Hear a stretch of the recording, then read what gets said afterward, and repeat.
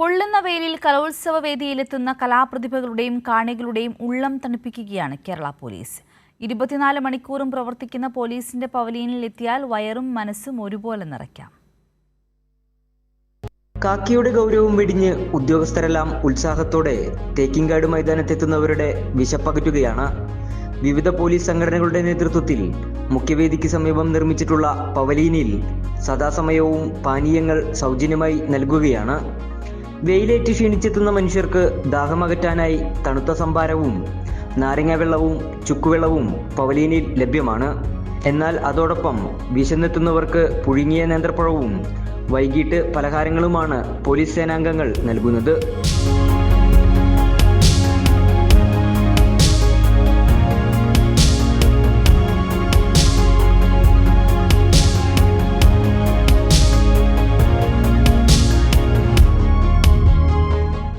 മണിക്കൂറും പ്രവർത്തിക്കുന്ന പവലിയനിൽ ഓരോ ദിവസവും വ്യത്യസ്ത ചെറുകടികളാണ് പോലീസ് ഒരുക്കുന്നത്.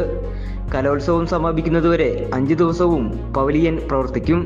പോലീസ് സംഘടനകളുടെ നേതൃത്വത്തിൽ പോലീസ് അസോസിയേഷനും അത് പോലീസ് ഓഫീസേഴ്സ് അസോസിയേഷനും സംഘടനകൾ സംയുക്തമായിട്ട് ചേർന്നാണ് ഈ റീഫ്രഷ്മെൻറ്റ് സെൻ്ററുകൾ ഇവിടെ നടത്തുന്നത്. അതിൻ്റെ ഭാഗമായിട്ട് തന്നെ ഇപ്പോൾ നമ്മൾ ചുക്കുവെള്ളം, വൈകുന്നേരം ആയി കഴിഞ്ഞാൽ ചുക്ക് കാപ്പി, നാരങ്ങ വെള്ളം, മോരും വെള്ളം, ഇപ്പോൾ സമോസ, പഴം പുഴുകിയത്, അങ്ങനെ വിവിധ തരമുള്ള റീഫ്രഷ്മെൻറ്റ് കാര്യങ്ങളാണ് നമ്മൾ ചെയ്തു വരുന്നത്. പിന്നെ ഇതിപ്പോൾ ദീർഘനേരം ഡ്യൂട്ടിയിൽ നിൽക്കുന്ന പോലീസ് ഉദ്യോഗസ്ഥർക്കും അതുപോലെ തന്നെ ഈ സേവനത്തിൻ്റെ ഭാഗമായിട്ട് ഇവിടെ എത്തുന്ന ഏവർക്കും നമുക്കൊരു ഊർജ്ജം നൽകുക എന്നൊരു ഉദ്ദേശത്തോടു കൂടി തന്നെയാണ് സംഘടനകൾ ഇത്തരം സേവന മനോഭാവമുള്ള കാര്യങ്ങൾ ചെയ്തു വരുന്നത്.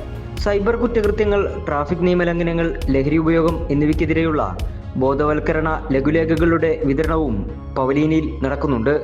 പോലീസ് ഉദ്യോഗസ്ഥർ തന്നെ പണം ചെലവിട്ടുകൊണ്ടാണ് പവലിയൻ പ്രവർത്തിപ്പിക്കുന്നത്. കൈരളി ന്യൂസ്, തൃശൂർ.